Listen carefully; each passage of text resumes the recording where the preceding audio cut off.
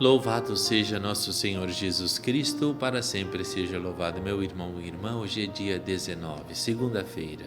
Vamos então ouvir o Evangelho do dia. O Senhor esteja convosco e Ele está no meio de nós. Proclamação do Evangelho de Jesus Cristo, segundo Marcos. Glória a vós, Senhor.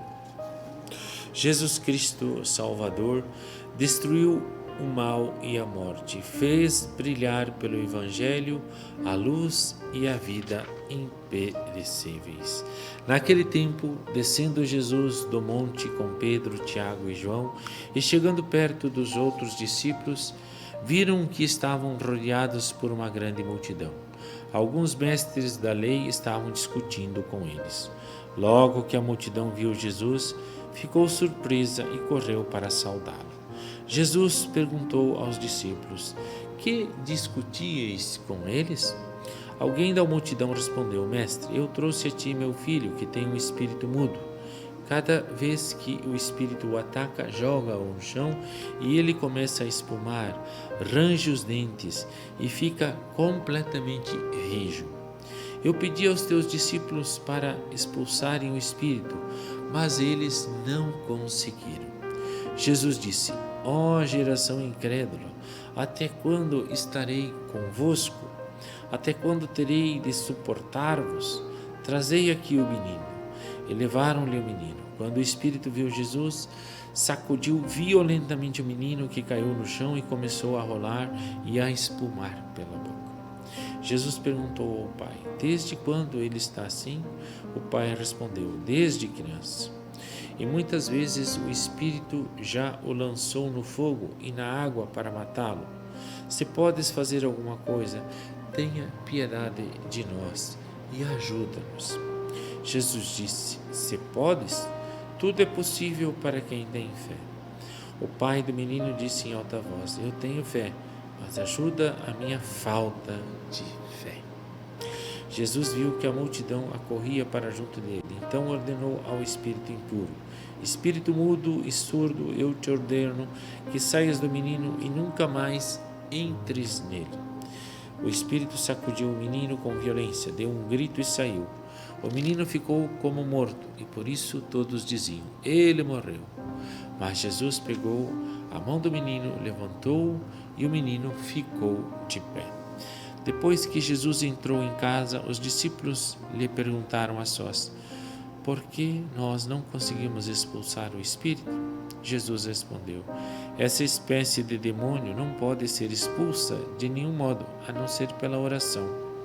Palavra da salvação. Glória a vós, Senhor. Muito bem, meu irmão e irmã. Jesus, ao descer do Monte Tabor com os discípulos, encontrou os demais que haviam ficado lá e estavam ali com uma multidão de pessoas. E aí se aproximam, eles correm até Jesus para pedir socorro, porque ali tinha um pai que tinha um filho que há muito tempo estava possuído por um espírito e os discípulos não tinham conseguido exorcizá-lo. E Jesus fica indignado porque o Senhor diz: Olha, até quando vou ter que suportar esta falta de fé da parte dos discípulos? Então Jesus ele exorciza aquela criança e faz com que aquela criança recupere o seu estado normal de vida, e todos ficam impressionados, e inclusive o pai daquele menino, e Jesus diz assim: olha, para quem tem fé nada é impossível.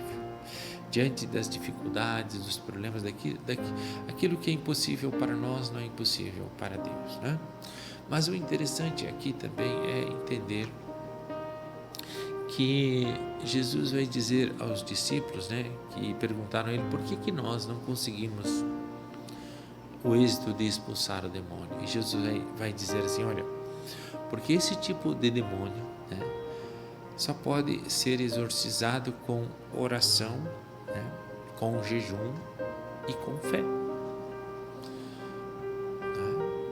Então, a oração, ela presume que eu realmente me coloque e numa intimidade com Deus, não é com bebida, com comida, com prazeres da carne, né? É oração silenciosa, meditada, né? É um momento de reflexão, né? E de se colocar nas mãos de Deus, né?